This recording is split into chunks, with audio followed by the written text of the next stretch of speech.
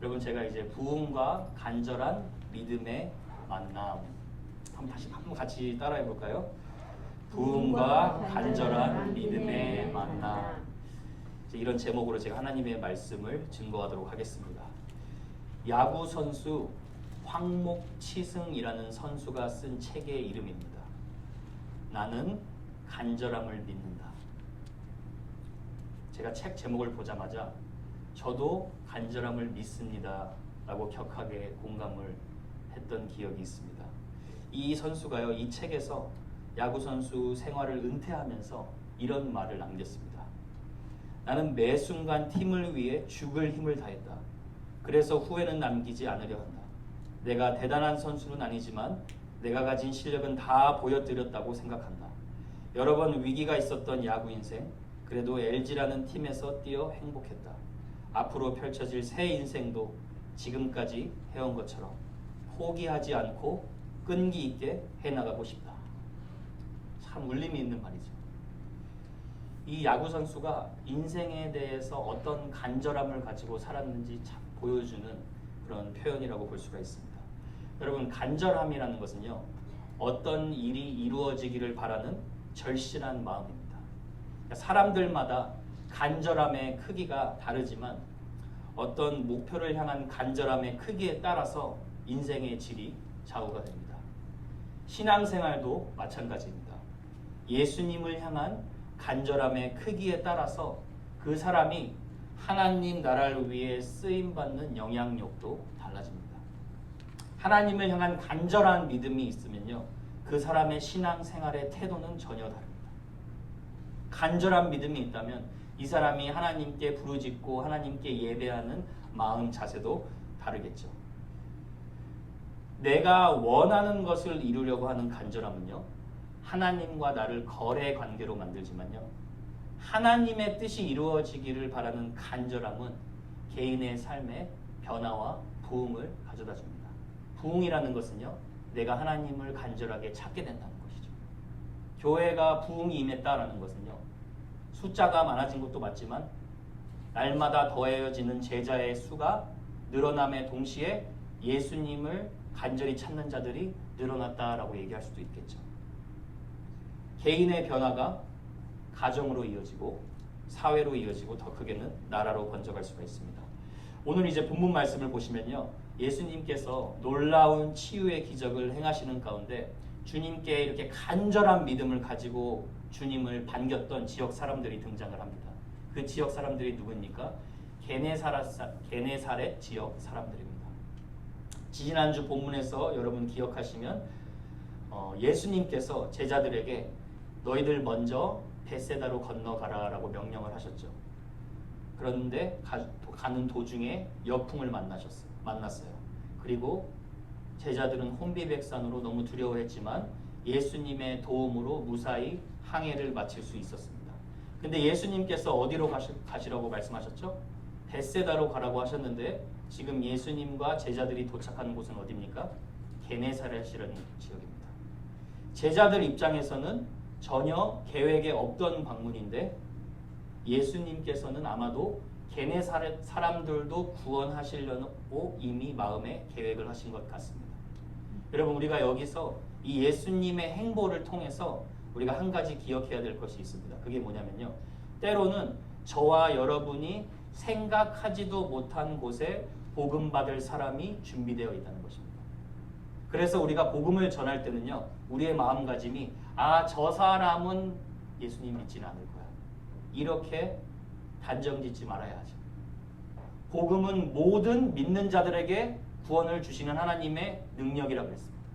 그러니까 우리가 복음을 전하는 태도는 항상 이 하나님을 신뢰하고 기도로 그 사람의 마음문을 열고 기회가 닿는 대로 전할 수 있는 대로 때를 얻든지 못 얻든지 복음을 전파할 수 있어야 되는 것이죠.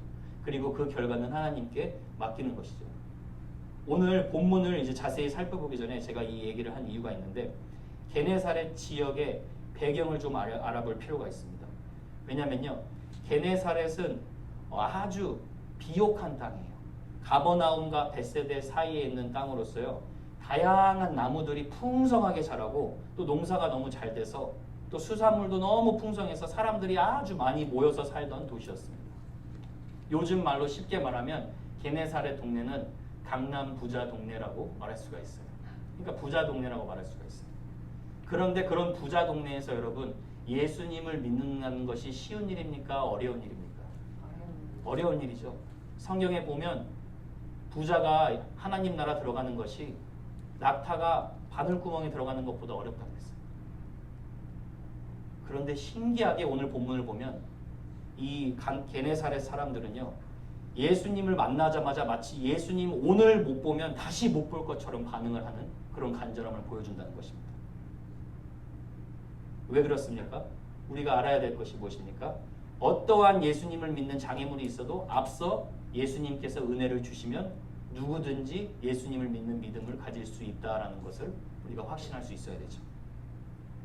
주님이 하시면 하실 수 있다. 확신할 수 있어야 되는 거죠. 또 한 가지 알아야 될 것은 뭐냐면요. 게네사렛 사람들은 부자 동네예요. 부자들입니다. 그런데 우리 삶에 적용해 보면 아무리 겉으로 화려한 삶을 살고 누구나 부러워할 만한 삶을 사는 사람들처럼 보여도 그 사람은 내면에 영혼 속에 하나님으로만 채워져야 하는 빈 공간이 있다는 것입니다. 근데 저와 여러분이 나의 왕 대신 예수 그리스도를 그 사람들에게 전할 수 있어야 한다는 것이죠. 그 사람들이 부자지만 실제로 그들이 필요한 것은 예수 그리스도임을 우리가 확신할 수 있어야 되는 것이죠. 그래서 이제 다시 본문으로 돌아왔어요. 이 게네사렛 사람들의 간절한 믿음을 보면서 그 간절한 믿음의 특징이 어떻게 드러났는지 한번 세 가지로 살펴보기를 원하는데요. 저와 여러분도 이 예수님을 향한 간절한 믿음에 발동이 걸리는 은혜의 시간이 되기를 소망합니다. 첫 번째는요. 간절한 믿음은 예수님을 기다리는 깨어있는 믿음입니다. 54절을 한번 보십시오. 배에서 내리니 사람들이 곧 예수신 줄을 알고라고 얘기하죠. 배에서 내린 사람들이 지금 누굽니까? 예수님과 제자들입니다. 그런데 그 제자들과 예수님이 내리자마자 사람들은 예수님이 누구이신지를 알아봤다는 거예요. 그런데요, 여기서 알아봤다라는 말은요, 예수님이 누구이신지 외적인 모습으로 알아봤다라고 얘기하는 것이 아닙니다. 여기서 헬라어 에피기노스코라는 말은요, 예수님을 단순히 알아본 게 아니라 예수님이 누구신지를 확실하게 알고 깨달아서 알았다는 거예요. 그러니까 예를 들면 고린도전서 13장 12절에 보면 사도 바울이 우리가 지금 이 땅에서 예수님을 알고 있는 부분이 지극히 부분적이라고 얘기를 하죠. 그런데 앞으로 우리가 예수님을 다시 만나서 얼굴과 얼굴로 대면할 그때는 마치 주님이 나를 아신 것처럼 우리도 주님을 알게 될 것이라고 얘기를 합니다. 그 알의 의미가 지금 게네사렛 사람들이 예수님을 알았던 의미와 똑같은 언어로 사용이 되었어요. 여러분, 게네사렛 사람들은요, 예수님에 대한 소문은 고작 가버나움의 사람들이 소문을 퍼뜨리는 것으로 아는 것이 전부예요. 그러니까 뭐 예수님의 죽음과 부활이다 이렇게 우리처럼 자세히 아는 것이 아니라 그저 예수님이 귀신을 내쫓았다던가 내쫓아내시는 권세가 있으셨다는 분이시다, 아니면은 병자를 치유하시는 힘이 있으시다는 분이시다, 이런 것을 그냥 들은 정도의 수준입니다. 그런데요, 예수님이 오자마자 예수님을 알아봤다는 것은요, 예수님이 우리 지역에 오시기를 간절히 기다리고 사모했다는 것입니다. 여러분, 앞서 마음이 굳어져가지고 물 위를 걸어가시는 예수님을 보며 유령이라고 말하는 그 제자들과는 전혀 다른 태도를 우리가 볼 수가 있죠. 게네사렛 사람들은 이미 예수님을 마음의 구주로 받아들일 옥토 같은 마음을 가지고 있었습니다. 제가 이제 이 게네사렛 사람들의 믿음을 생각해 보면서 성경에 떠오르는 한 인물이 있었습니다. 그게 누구냐면 요한복음 1장에 나오는 나다나엘이라는 사람입니다. 여러분, 나다나엘은요, 친구 빌립을 통해서 예수님을 만나게 된 자입니다. 그렇죠? 근데 빌립이 나다나엘을 어떻게 전도하는지 한번 성경을 한번 보세요. 요한복음 1장 45절 한번 같이 읽어보겠습니다. 시작. 빌립이 나다나엘을 찾아, 45절이 있나요? 없어요. 제가 읽어드릴게요. 빌립이 나다나엘을 찾아 이르되 모세가 율법에 기록하였고, 잘 들어보세요, 여러 선지자가 기록한 그 일을 우리가 만났으니 요셉의 아들 나사렛 예수니라. 자, 여러분, 빌립이 나다나엘에게 전도하는 과정 다시 한번 들어보세요.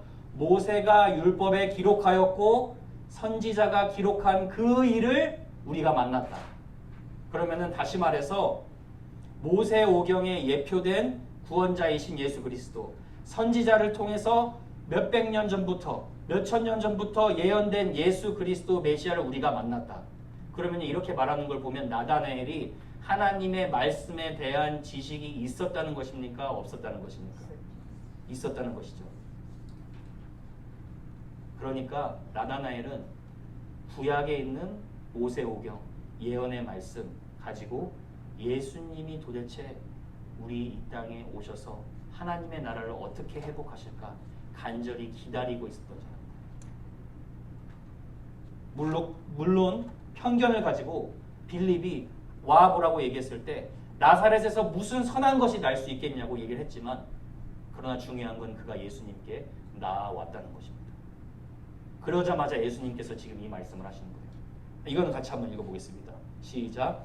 예수께서 나다나엘이 자기에게 오는 것을 보시고 그를 가리켜 이르시되 보라, 이는 참으로 이스라엘 사람이라 그 속에 간사한 것이 없도다. 자, 다음 구절 한번 보세요. 나다나엘이 이르되 어떻게 나를 아시나이까? 예수께 대답하여 이르시되 빌립이 너를 부르기 전에 네가 무화과 나무 아래에 있을 때 보았노라.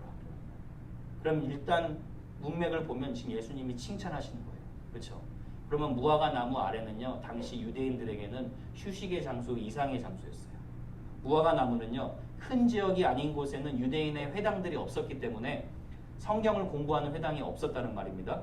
그래서 무화과 나무 아래에 모여서 유대인들이 함께 말씀을 공부하고 묵상하고 토론하는 시간을 가졌던 장소예요. 그러니까 나다나엘이 무화과 나무 아래에서 도대체 언제 이 땅을 회복시킬 우리 예수님이 오시나 간절히 은혜를 사모하는 마음을 가지고 있었다는 것입니다. 그런 나다나엘에게 너가 간사함이 없다. 무슨 말입니까? 너가 비록 부족하지만 너가 나를 향해 하나님의 나라가 이 땅에 임하기를 간구하는 너의 마음 내가 보았다. 여러분, 이 마음, 이 자세가 저와 여러분이 소유해야 할 마음가짐입니다. 여러분, 예수님을 향해 깨어있는 간절한 믿음이 무엇입니까? 하나님의 나라가, 하나님의 뜻이 나의 삶에 임하게 하여 주시옵소서. 늘 주님의 은혜를 사모하고 늘 주님의 임재를 기다리는 그 마음이 간절한 믿음이라는 거예요. 이사야 선지자가 그렇게 얘기하죠. 오직 여호와를 앙망하는 자 새 힘을 얻겠다. 그렇죠? 독수리 날개치며 올라감 같을 것이요 다른 박질하여도 곰피치 아니하고 걸어가도 피곤치 아니하다. 여러분, 여호와를 앙망한다는 말이 어떤 뜻입니까? 영어로 보면 정확히 나와요. Those who wait upon the Lord. 하나님을 기다리는 자. 하나님의 인재를 간절히 사모하는 자. 하나님, 나를 보고 내 지금 현실을 보면 전혀 소망이 없는데 하나님이 말씀하신 그 약속을 기다립니다. 그 기다리는 자는 독수리 날개치며 올라감 같은 새 힘을 하나님께서 허락하신다는 것입니다. 여러분, 이게 깨어있는 믿음이에요. 브라이언 헤지스라는 청교도분이 이런 말을 했어요. 깨어있음의 하나는 항상 준비 상태를 유지하는 것이다. 맞죠? 그런데 다른 하나는 그리스도를 줄곧 바라보는 것이다. 준비 상태, 그러나 예수님을 계속 바라보고 예수님의 임재를 간구하는 그 모습이 깨어있는 믿음이라는 거예요. 깨어있는 그리스도인들은 우울한 사람이 아니라 세상에서 가장 희망이 가득한 사람이다. 여러분, 옆 사람 보고 좀 웃어보세요. 웃어보세요. 네. 여러분 얼굴 보면 새 가족분들이 와서 아, 여기 하나님의 임재가 살아있구나 느낄 수 있겠어요? 희망이 가득 찬 사람이 여러분들이. 그러니까 좀 웃는 연습도 하세요. 저희가 진짜 우리 새생명 축제를 위해서 저희가 그런 실제적인 연습도 함께 하려고 합니다. 웃고 악수하는데 이 사람은 나보다 행복해 보이지 않는데 이럴 수 있지 않습니까? 우리 사랑하는 성도 여러분, 예수님을 늘 기다리는 믿음 갖게 되기를 소망합니다. 게네사렛 지역에 어떤 일이 일어났습니까? 56절을 잠깐 한번 보세요. 아무데나 예수께서 들어가시는 지방이나 끝에 보시면 그의 옷가에라도 손을 대게 하시기를 간구하니 손을 댔는 자는 다 성함을 얻으니라. 게네사렛 사람들은 예수님이 주시는 부흥을 경험했다는 것입니다. 그렇죠? 여러분 나사렛이랑 너무 비교가 되죠. 거기서는 그들의 믿지 않음을 이상히 여기시고 아무런 권능을 행하실 수 없었더라. 그러나 게네사렛은 손을 대는 자마다 다 성함을 얻었습니다. 여러분 간절한 믿음과 부흥이 함께 만나는 것입니다. 저와 여러분 항상 말씀의 약속 굳게 붙들고 예수님을 기다리고 또 예수님이 하실 일을 기대하는 깨어있는 믿음을 가지게 되기를 주님의 이름으로 축복합니다. 아멘. 두 번째 드러난 간절한 믿음의 특징은요. 간절한 믿음은 다른 사람을 예수님께로 인도하는 믿음입니다. 계속되는 믿음의 반응을 한번 보세요. 55절입니다. 배에서 내리시는 걸 보고 예수님을 알아보죠. 55절에 그 온 지방으로 달려 돌아다니며 주님을 만나자마자 일단 가만히 있지를 못하는 거예요. 지극히 정상적인 반응이죠. 예수님을 만나면 죽었던 영혼이 살아나는 것인데 마음에 샘솟는 기쁨이 있을 수밖에 없겠죠. 그러니까 자기가 가진 지식이 한정돼 있어도 내가 예수님을 만났다고, 사마리아 여인처럼 내가 예수님이 주시는 생명수를 마셨다고, 그게 전부예요. 내가 이 예수님 만났다고 이 기쁨이 샘솟아서 전파하는 거예요. 저도 제 삶을 보면 지금은 많이 죽었는데 예수님 회심한 경험 후에 그냥 아무것도 모르고 그냥 아무나 붙잡고 예수님 믿으라고 막 그랬어요. 막 파트타임을 하는데 치과에 가면 치과의 그 립세서니스트한테 예수님 믿냐고. 그때는 도대체 어디서 그런 담대함이 나왔는지 모르겠어요. 좀 무식해서 나왔을 수도 있는데 그냥 예수님을 만나면 그냥 그 기쁨이 있잖아요. 마음 가운데 샘솟는 기쁨이. 지금 게네사렛 사람들이 하는 행동이 그거예요. 반응이. 방방곡곡 온 동네를 돌아다니면서 드디어 우리가 소문으로만 듣던 예수님이 우리 지역에도 오셨다. 지금 알리는 것입니다. 이런 모습을 보면 전도도요, 여러분, 그렇게 어려운 것은 아니에요. 그냥 내가 듣게 된 예수 그리스도, 내가 만난 예수 그리스도, 내가 믿는 예수 그리스도가 무엇을 행하셨는지 그냥 얘기하는 게 전도입니다. 근데요, 그 전하는 동네 반경, 동네 위치가 어디까지입니까? 온 지방으로 달려 돌아다녔다. 온 지방으로. 무슨 말이에요? 내가 인간으로서 할 수 있는 최선을 다해서 예수님을 전했다라는 거예요. 그리고 더 중요한 부분이 여기 나와요. 55절 다시 보시면 예수께서 어디 계시다는 말을 듣는 대로 병든 자를 침상째로 메고 나아왔다. 여러분, 병든 자를 침상째로 메고 나온 사람들이 누구입니까? 병들지 않은 자, 건강한 자예요. 예수님을 만난 자가 병든 자를 침상에 메고 데리고 왔다는 거예요. 예수님만이 치유하실 수 있겠구나라는 믿음이 있었기 때문에 데리고 나온 거죠. 중풍병자의 친구들과 비슷한 모습이죠. 그러니까 이 사람들은요, 예수님을 알아보자마자 병든 자가 생각이 난 거예요. 병든 자를 침상째로 메고, 그들은, 내가 아는 그 사람들은 도저히 자기의 힘으로는 예수님께 나올 수 있는 힘이 없다는 걸 알고 우리가 가서 데리고 오자. 그래서 예수님께 데려다 본 거예요. 여러분, 간절한 믿음이 뭐냐면 내 주위에 아픈 영혼이 계속 눈에 아른거리는 거예요. 그 영혼도 주님 만나면 치유받을 수 있는데, 내가 만난 예수 그리스도 만나면 이 영혼도 살아날 수 있는데, 한 영혼 한 영혼 생각하면서 예수님께 데려다 놓는 그 믿음이 간절한 믿음이에요. 제가 3월 달에 캘리포니아를 세미나를 갔었죠. 근데 아직도 기억이 나는 게, 제가 처음 딱 간 날에 거기 계시던 목사님이 저를 유명한 설렁탕 집에 데리고 가셨어요.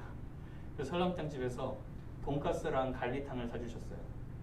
그래서 돈가스랑 갈비탕을 먹는데 제가 인생에서 한 번도 맛보지 못한 정말 최고의 돈가스이자 갈비탕이었어요.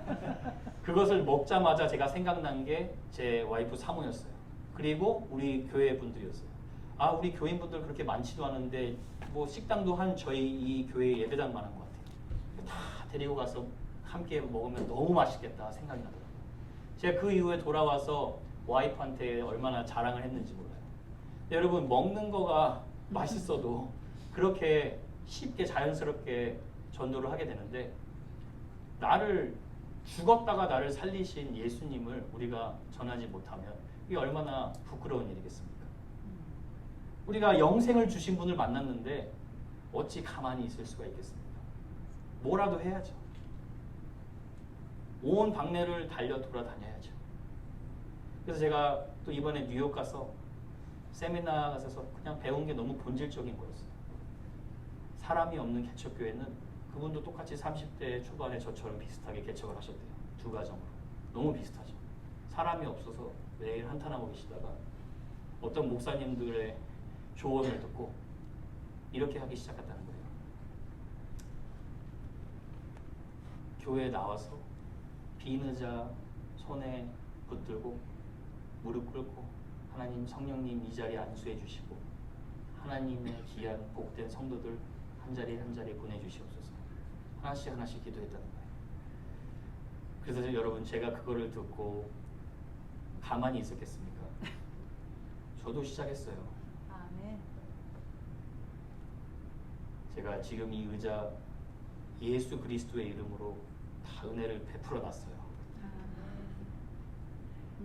하나님이 채워주실 거예요. 아멘. 여러분이 함께 기적을 경험하실 거예요. 아멘. 제가 대단하다는 게 아니라 우리 하나님이 전능하시니까. 아멘. 하나님이 제가 무릎 꿇고 기도하는데 마지막 의자에서는 눈물이 나더라고요. 눈물을 짜서 기도하는데 눈물이 안 나오니까 마지막 기도에 나오니 저기 최화 권사님 바로 옆자리에 딱 왔는데 거기서 이제 눈물이 나오더라고요. 아, 여기 앉아봐야 돼. 그리고 저기 의자 없는 곳 있죠. 그것도 그냥 기도를 했어요.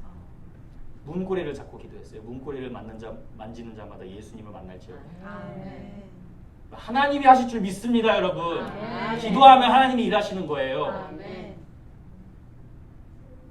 그게 간절한 믿음입니다, 여러분. 전도는요, 얼마나 많은 사람을 데리고 오느냐가 중요한 게 아니라 이 한 사람, 내 옆에 있는 한 사람 내가 사랑하고 내가 이 사람 정말 예수님 믿기를 원하는 그 간절함이 있냐는 거예요. 잘 아시는 미국의 세계적인 전도자 무디는요, 주일학교 교사로서 또 전도자로서 100만 명이나 되는 사람을 전도했어요. 영혼을 사랑하는 열정이 너무 커가지고 내가 하루에 한 명에게 전도하지 않으면 잠을 자지 않겠다라고 결단을 했어요. 그리고 그렇게 결단한 것을 평생 동안 지켰다 그래요. 그런데요, 여러분, 무디는 되게 대단해 보이죠. 우리도 무디처럼 되고 싶죠. 그런데 무디를 막상 전도하신 분은요, 주일학교 선생님인 킴볼 선생님이 하는 분이에요. 근데 그 킴볼 선생님은 인생에서 딱 한 명 전도했어요. 무디요. 구두가게 찾아가서 그 10대 청년에게 너 예수님 믿고 거듭날 수 있다. 그 자리에서 무릎을 꿇고 예수님을 받고 하나님의 사랑을 힘입어서 그 청년이 전도자가 된 거예요. 한 명을 전도하니까 100만 명 이상 되는 영혼이 구원을 받는 것입니다. 여러분, 한 사람씩이요, 한 영혼씩 태신자를 마음에 품고 순종하고 기도하는 그런 작은 시작이 여러분 미국 전역을 뒤집어 놓을 수 있는 하나님의 불씨가 될 줄로 믿습니다. 이렇게 영혼 사랑하는 모습이 지금 게네사렛 지역에서 일어나고 있는 것입니다. 여러분, 저희가 구원을 받은 하나님의 자녀로서요, 절대 우리가 지금 주님을 예배할 수 있는 이유가 어떤 다른 사람이, 먼저 예수님을 믿은 사람이 온 동네 방네를 달려 돌아다니면서, 그리고 저를 알지도 못하고 여러분을 알지도 못한 한 웬 선교사가 조선 땅을 구원해달라고 기도한 그 눈물의 기도가 있었기 때문에 저와 여러분이 이 자리에 앉아있을 줄 믿습니다. 아멘. 여러분, 그 선교사가 토마스 선교사예요. 26살 청년, 웨일즈에서 대동강에서 성경을 주면서 순교한 그 청년. 예수님을 믿게 하기 위해서 조선 땅에 있는 사람들의 육체의 질병도 보살펴 주려고 광해원이라는 병원을 세워서 지금은 연세대학교가 되고 세브란스 병원이 된 그 놀라운 역사가 언더우드 선교사, 한 영혼을 사랑해서 하나님의 마음을 품고 시작한 그 순종이 조선 땅을 구원하는 하나님의 역사로 시작된 것입니다. 그 영생의 축복과 행복을 저와 여러분만 누려서는 안 되겠죠. 그래서 제가 행복 나눔 축제를 계획하고 선포한 거예요. 제가 선포하면서도 두려웠어요. 왜냐하면 해본 적이 없는 거니까. 근데 하나님이 하실 것이라고 믿습니다. 아멘. 한 영혼이라도 예수 그리스도의 복음 말씀을 듣고 열매는 주님께 맡겨드리고 우리가 순종했다면 우리는 우리의 할 일을 한 것으로 믿습니다. 아멘. 로버트 콜만 교수님 이런 말합니다. 복음 전파는 우리의 생애에 있어도 되고 없어도 되는 액세서리가 아니다. 그것은 부름받은 우리 모두의 심장의 고동이다. 심장을 뛰게 하는 게 그리스도를 전파하는 것이라는 거예요. 존 스타트 목사님이 말씀하십니다. 복음 전도의 동기는 하나님의 영광이다. 복음 전도의 메시지는 하나님의 복음이다. 복음 전도의 대리는 하나님의 교회이다. 저와 여러분을 보잘것없지만 이 영광스러운 복음의 메시지를 전할 수 있게 불러주셨다는 것입니다. 여러분이 그렇게 담대하게 전하시고 또 예수 그리스도의 복음을 듣게 하실 수 있는 그 은혜의 자리로 인도하는데 쓰임받는 저와 여러분 되어야 될 줄로 믿습니다. 세 번째로는요, 간절한 믿음은 예수님께 포기하지 않고 간구하는 믿음입니다. 여러분, 예수님이 오셔서 병자들을 치유하고 사람들이 살아나니까 지금 게네사렛 지역이 막 북적북적해졌어요. 삭개오처럼 키가 작아서 예수님의 얼굴 한번 제대로 못 보는 사람들도 있었습니다. 그런데 이제 게네사렛 사람들이 정말 굉장한 사람들이에요. 어떻게 합니까? 56절에 아무데나 예수께서 들어가시는 지방이나 도시나 마을에서 병자를 어떻게 했어요? 시장에 두고. 시장은요, 상업 활동이 활발하고 대중 연설을 하는 그런 중요한 업무가 이루어지던 곳이에요. 그러니까 예수님이 많은 사람을 치유하시고 복음을 전하시기에 적합한 장소죠. 그러니까 거기다가 병자를 다 갖다 놓은 거예요. 그런데 여러분, 지금 이 사람들이 아픈 사람들을 데려다 놓는 것으로 끝납니까? 본문을 한번 잘 보세요. 병자를 시장에 두고 예수께 뭐라고 해요? 그의 옷가에라도 손을 대게 하시기를 간구했다. 자, 여러분, 병든 자가 주님 저 병을 낫게 해주십시오 라고 간구하는 게 아니라 병든 자를 시장에 놓은 자들이 주님 저 병자들이 예수님의 옷가에 손이라도 만지게 해주십시오 간구했다는 거예요. 왜냐? 내가 이 사람을 예수님께 데려다 놔도 주님이 저 사람의 마음 문을 열어야 그 사람이 예수님의 손길을 주님 제가 주님께 손길을 뻗습니다. 도와주십시오 라고 하실 수 있기 때문에 그러니까 한 영혼 한 영혼 포기하지 않고 끝까지 간구했다는 거예요. 깨어있는 믿음, 한 영혼을 사랑하는 믿음이 이런 믿음이에요. 포기하지 않고 데려다 놓는 것으로 끝나는 것이 아니라 이 사람이 복음 메시지를 듣고 그 메시지를 듣고 예수님께 마음 문을 열고 주님을 받아들일 수 있도록 주님 제가 끝까지 기도합니다. 그런 간절한 믿음으로 기도해야 되는 거예요. 여러분 게네사렛 지역 사람들을 보면 꼭 유기체적으로 함께 움직이는 교회 공동체가 돼요. 그렇죠?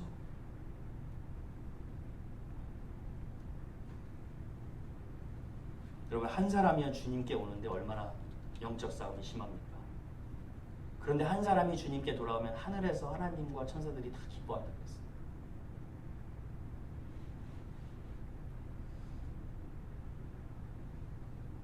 끝까지 포기하지 않고 간구해야 되는 거예요. 여러분 지금 마음에 품은 태신자들 있습니까? 없으시면 지금 마음에 품으세요. 여러분 기도하시는 태신자 있으세요? 마음에 품으세요. 여러분 주님 다시 보주 그날까지 기도하시길 바랍니다. 여러분 인도에서요 선교 활동을 한 윌리엄 캐리 선교사님은요 힌두교인 한 명을 전도하고 세례를 주는데 7년이 걸렸대요. 아프리카에 가서 한 명 전도한 데는 14년이라는 세월이 걸렸대요. 그리고 15년 동안 인도 선교의 기간을 위해서 전도를 하는데 10명밖에 전도하지 못했대요. 그러나 끝까지 포기하지 않고 주님께 간구하고 기다린 결과 30년이라는 세월이 지난 후에 그 선교의 기간을 통하여서 15,000명이나 되는 사람들이 주님께 돌아왔다는 거예요. 여러분 고아의 아버지 조지 뮬러 목사님은 다 아시죠? 조지 뮬러 목사님은요 5명의 친구를 놓고 52년을 기도했습니다. 52년이요. 제 나이보다도 많고 말도 안 되죠.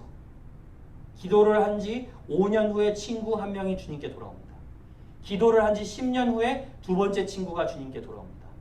25년 후에 세 번째 친구가 돌아옵니다. 그런데도 믿지 않는 남은 두 친구가 있었어요.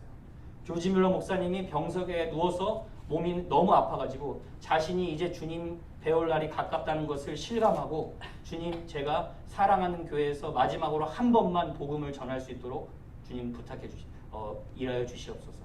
그래서 조지 뮬러 목사님이 그 교회에 가서 설교를 하게 됩니다.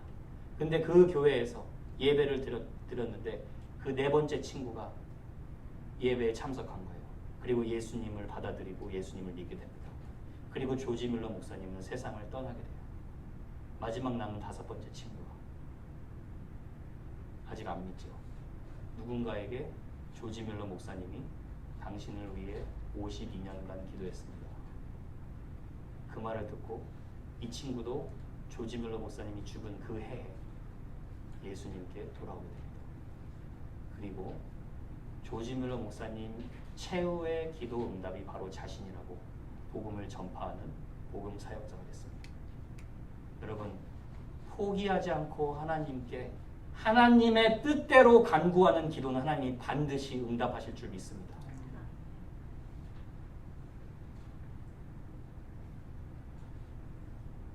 마지막 게네사렛 사람들의 부흥이 마지막 절에 잘 설명돼요. 어떤 성경 주석가들은요 여기에 보면 예수님이 복음 가르치셨다는 내용이 전혀 없어서 이 사람들은 그냥 질병 치유만을 원했던 믿음이 아닌가 그렇게 부정적으로 말하는 사람들도 있습니다. 그런데 마지막 구절을 보면 그게 아니라는 것을 알 수가 있어요. 56절에 한번 보세요. 아무데나 예수께서 들어가시는 지방이나 도시나 마을에서 병자를 시장에 두고 예수께 그의 옷가에라도 손을 대게 하시기를 간구하니 손을 대는 자는 다 뭐라고 써 있습니까? 성함을 얻느니라. 그러니까 여기서 두 가지를 주목해야 돼요. 손을 대는 자가 성함을 얻었다는 거예요. 그렇죠? 누군가를 위해 기도했더니 그 영혼이 주님께 구원해달라고 손을 뻗게 되었다는 거죠. 자, 마지막은요. 성함을 얻으니라 라는 표현이에요. 여기서 그들의 병이 나았느니라 라고 표현하지 않고 있죠. 원어에도 보면 소조라는 말로요. 소테리오, 구원, 영혼 구원에 관련된 언어가 여기에 사용됐어요. 그러니까 성함을 얻었다는 것은요. 게네사렛 사람들이 영육간에 주님의 은혜로 인하여 구원을 받았느니라는 뜻이에요.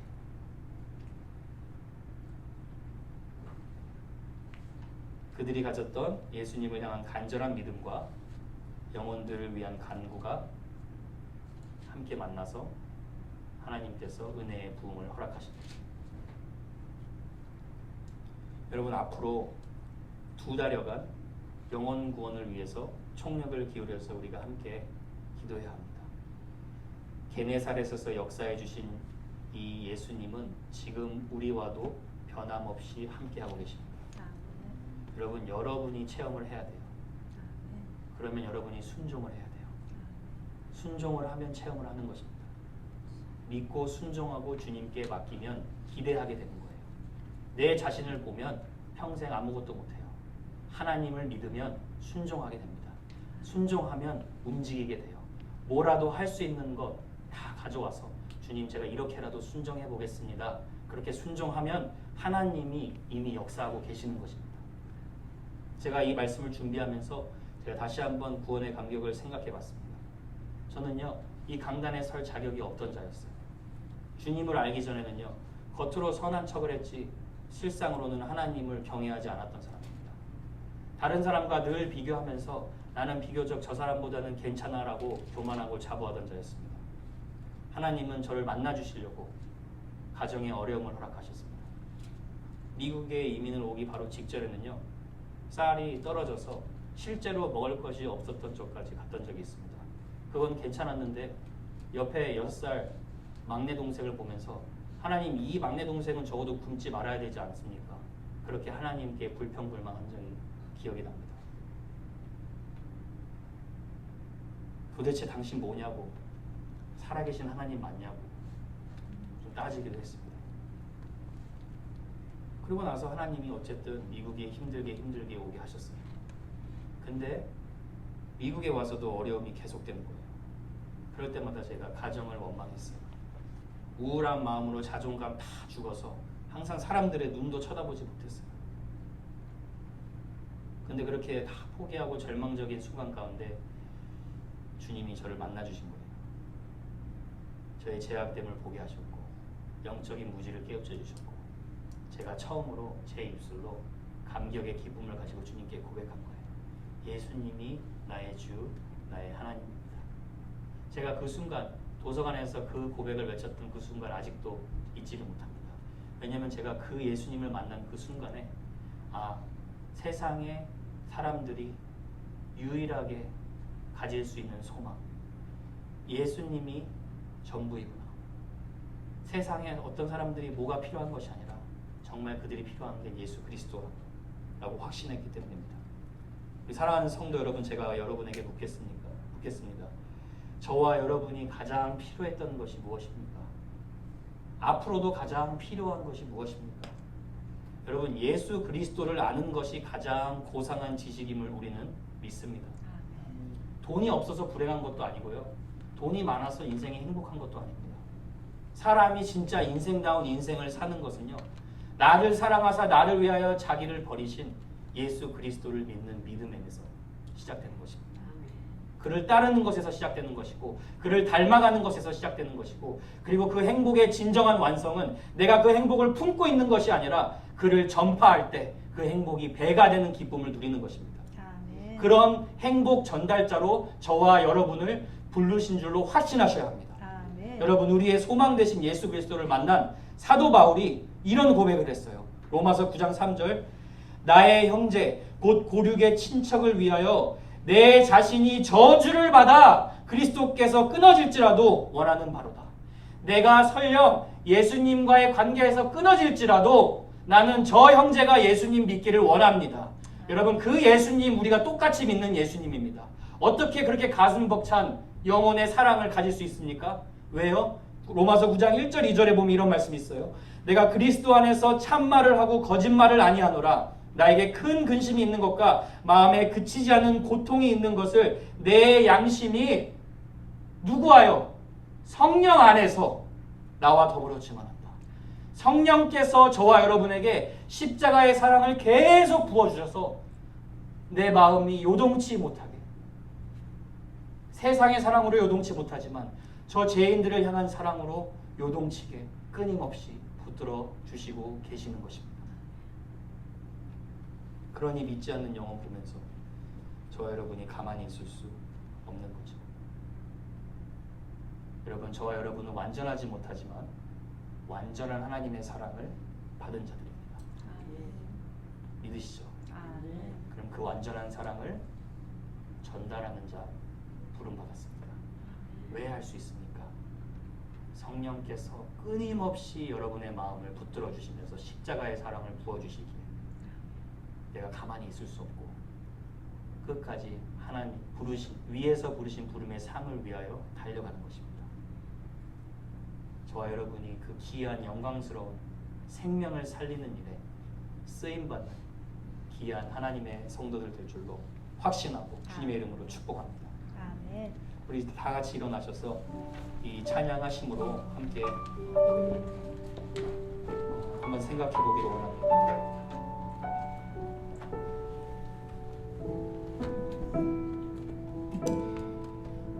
여러분, 우리가 하는 거 아닙니다. 하나님께서 우리를 통하여서 하시는 것입니다. 우리가 하면 할 수 없는 게 전부입니다. 그러나 우리가 하나님 사랑을 받았고 그 사랑에 힘입어 순종할 때 주님이 하실 줄 믿습니다. 먼저 여러분이 온전한 사랑받은 자임을 기억하시기를 바랍니다. 그리고 그 사랑받은 자로서 지금 그 사랑에 굶주린 영혼들, 내 주변에 있는 영혼들 마음에 품으시고 하나님, 이 크신 하나님의 사랑이 나를 통해 전파되게 하여 주시옵소서. 우리 그렇게 감사하고 감격하고 결단하는 마음으로 우리 이 찬양 함께 주님께 올려드리시겠습니다.